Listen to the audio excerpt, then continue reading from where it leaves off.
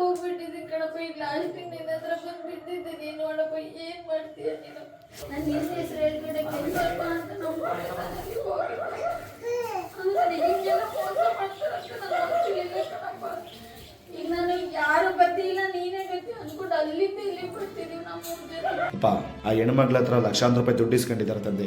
ನೀನು ಕೆಲಸ ಮಾಡ್ಕೊಡ್ತೀನಿ, ನಿಮಗೆ ಅದು ಮಾಡ್ಕೊಡ್ತೀನಿ, ಇದು ಮಾಡ್ಕೊಡ್ತೀನಿ ಅಂತ ಹೆಸರು ಹೇಳಿ ಲಕ್ಷಾಂತರ ರೂಪಾಯಿ ದುಡ್ಡು ಇಸ್ಕೊಂಡಿದ್ದಾರೆ. ಆ ತಾಯಿ ಮಾಂಗಲ್ಯ ಚೈನು ಸಮೇತ ಇಸ್ತಿಟ್ಟಿದಾರಲ್ವ. ಇದೇನಪ್ಪ ಇದು ಜೀವನ?